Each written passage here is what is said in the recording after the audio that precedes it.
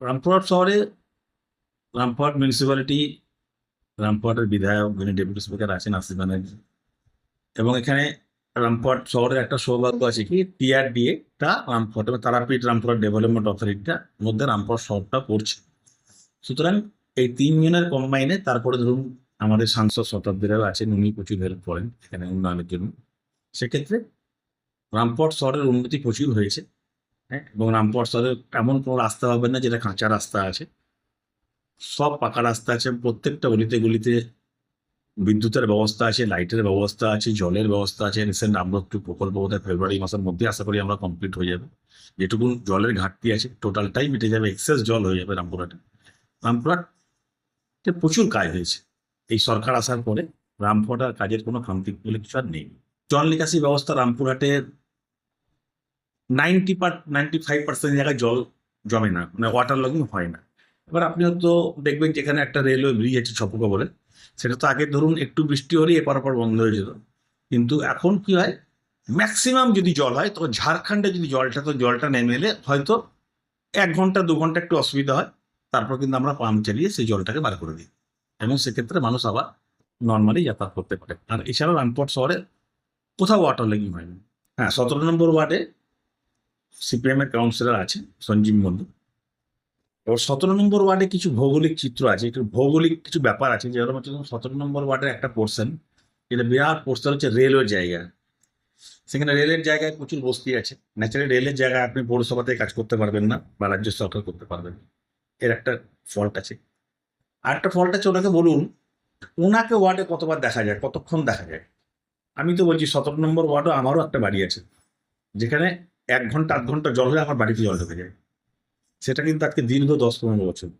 ও কিন্তু 15 বছর ধরে কাউন্সিলর আছে, ঠিক আছে। তো সেই নিকাশি ব্যবস্থাটা তো করতে পারছে না। তো ওনাকে বলতে চাই, আপনার যদি সমস্যা থাকে আপনি মানুষকে নিয়ে মানুষের কাছে লিখিত কমপ্লেন নিয়ে আপনি মিউনিসিপ্যালিটিতে জমা দিন। আমরা সার্ভে করে দেখব, সত্যি যদি কাজটার প্রয়োজন আছে আমরা তৎক্ষণাৎ করে দেবো। 18টা ওয়ার্ডে 17টা ওয়ার্ডে কাজ হচ্ছে, ওনার ওয়ার্ডে হচ্ছে না। তাহলে ওনার ওয়ার্ডে কেন হচ্ছে না, তাহলে উনি তার জবাব মানুষকে দেবেন। আরএসপিতে কতটা মারার জন্য উনি দিয়েছেন, কতটা রাস্তার জন্য উনি দিয়েছেন, ঠিক আছে, সেটাকে দেখতে হবে। তো উনি যে আমাদের যেটা নিত্য প্রয়োজনীয় যে লেবার আছে, লেবার উনি পাচ্ছেন কিনা না পাচ্ছেন কিনা ওনাকে জিজ্ঞেস করুন। 18টা ওয়ার্ডে যা লেবার, 17টা ওয়ার্ডে যা লেবার পায়, ওনার ওয়ার্ডে একই লেবার দেওয়া হয়। একটা কিছু তো ওনাকে বলতে হবে, সেই জন্য বলছি। রামপুরহাটে লাস্ট ইয়ার যেটা এসেছিল আপনার 1700 বাড়ি, 1-150 বাড়ি হবে না, কারণ জায়গার প্রবলেম আছে, বা জায়গার মানে আপনার সরকারিভাবে ওই জায়গাগুলোতে যে ডিসপুট আছে তার জন্য ওগুলো হয়নি, সেগুলো আর হবেও না, সেগুলো ফিরে গেছে। বাকি কাজ মোটামুটি পুজোর আগে পঞ্চায়েত স্তরে মমতাদি টাকাটা দিয়েছেন বাংলা আবাস যোজনার। আবার বাংলা আবাস যোজনার বাড়ির জন্য প্রচুর টাকা উনি দিয়েছেন, প্রথম ক্ষেপের টাকাও দিয়ে দিয়েছেন, সেকেন্ড ক্ষেপের টাকাও উনি আবার আশা করছি কিছুদিনের মধ্যে উনি বলেছেন আমি ছেড়ে দেবো। গরিব মানুষের ক্ষেত্রে মমতাদি তো বরাবরই মানবিক। উনি যখনই দেখেছেন যে না সেন্ট্রাল টাকা দিচ্ছেন অথচ আমার গ্রামের মানুষ, প্রান্তিক মানুষ বাড়ি পাচ্ছে না, তারা কাঁচা বাড়িতে থাকছে, ন্যাচারালি তার মানবিকতা, তার মানবিক মুখ আবার ভেসে উঠেছে। কেন উনি তো বরাবরই সাধারণ মানুষের পাশে থেকেছেন, এবং মানুষ সেটা দেখেছে, মানুষ তার রায়ও দিয়েছে, 21 সালে 3বারের রায়ও দিয়েছে। আশা করি গ্রামের প্রান্তিক মানুষ, চাষি মানুষ, খেটে খাওয়া মানুষ, ক্ষেতমুলি মানুষ ওনার পাশেই আছেন। সেটা আবার 26 সালে প্রমাণ হবে। দেখেছেন কিনা জানি না, আজকে পেপারে দিয়েছে দেখবেন, আনন্দবাজারেই আমি দেখলাম নিউজ হয়েছে যে ওনারা বলছেন যে এখনো আমরা যেটা রাজ্য সরকারের কাছে যেটা আমরা চেয়েছিলাম যে আপনি ক্লিয়ারলি আমাদেরকে জানান যে আপনাদের কি ফিগার তৈরি হয়ে আছে, সেটা রাজ্য সরকার জানিয়েছিল। ওনারা কি তাতে সন্তুষ্ট নন। অর্থমন্ত্রক জানিয়েছেন আমরা যতক্ষণ না সন্তুষ্ট না হব ততক্ষণ আমরা টাকা দিতে পারবো না বা টাকা দেব না। আসলে তা নয়। যদি আপনি মনে করেন যে কোনো ভালো কাজের জন্য আপনি পাশে দাঁড়াবেন না, তাহলে আপনাকে কিন্তু জোর করে দাঁড় করানো যাবে না। ন্যাচারালি ওনারা চাইছেন কি 26 সাল ইলেকশন আছে। তা আমার বক্তব্য হচ্ছে ঠিক আছে, আপনাদের যে টাকা আপনি দিচ্ছেন না তাদের ভুগছে কারা, কষ্ট পাচ্ছে কারা, গরিব মানুষরা তো, চাষিরা ভুগছে, খেটে খাওয়া মানুষরা ভুগছে।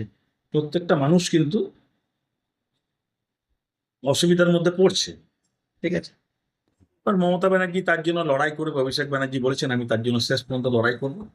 আপনারা জানেন যে অভিষেক ব্যানার্জিকে পার্লামেন্টে দলনেতা করা হয়েছে, এবং এটা খুবই খুশির খবর। একটা নবযৌবনকে মমতা ব্যানার্জি এগিয়ে দিয়েছেন, এবং উনি আশা করছি উনি লড়াকু নেতা, উনি লড়াই করবেন, এবং আগামী দিনে মমতা ব্যানার্জি তো 100 দিনের কাজের টাকাও আগে উনি দিয়েছেন নিজের কাছ থেকে।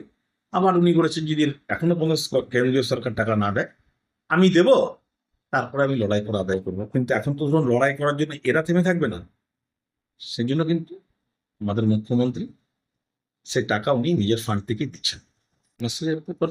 দেখুন, শহর কেন্দ্রিক মানুষরা তো পড়াশোনার ক্ষেত্রে তাদের অগ্রগতি আছেই বা ছিল, এবং কন্যাশ্রী হওয়ার পরে কি হয়েছে, মেয়েদের আর একটু ইন্টারেস্ট বেড়েছে। কিন্তু সব থেকে বেশি এফেক্ট হয়েছে গ্রামে গঞ্জে প্রান্তিক মানুষের কাছে। সবুজ সাথী, কন্যাশ্রী, এগুলো সব থেকে বেশি এফেক্ট করেছে গ্রামের মানুষের ক্ষেত্রে। শহর কেন্দ্রিক মানুষরা তো এমনি স্কুল করছে, কিন্তু সব থেকে বেশি এটা কাজে লেগেছে গ্রামের মেয়েদের, গ্রামের যারা প্রান্তিক জায়গায় থাকেন তাদের ক্ষেত্রে এটা মারাত্মক এফেক্ট হয়েছে। রূপশ্রীটা যে গরিব মানুষদের ক্ষেত্রে যারা ধরুন গরিব, অথচ কাউকে চাইতে পারে না, অনেক আছেন, অনেক মানুষ এরকম আছেন দেখবেন যে মুখ ফুটে কিছু বলতে পারে না, তাদের ক্ষেত্রে যে কি উপকার হয়েছে রূপশ্রী টাকাটা, প্রচুর গরিব মানুষের মেয়ের বিয়ের ক্ষেত্রে এটা মারাত্মক উপকার দিয়েছে।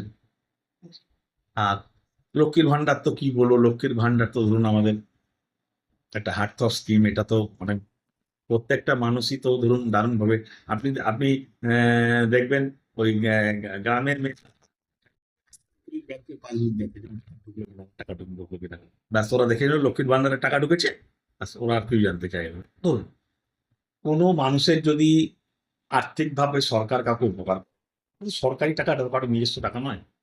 মমতাজি বলছে আমার সরকার এটা দিচ্ছে, ঠিক তো? তো সুতরাং সরকারিভাবে যদি কেউ কিছু অনুদান পায়, সেটা যদি কেউ ভিক্ষে বলে, তার জবাব মানুষ দিয়ে দেবে। দিয়েছে, তার জবাব মানুষ 21 সালে দিয়েছে, 26 সালে দিয়েছে।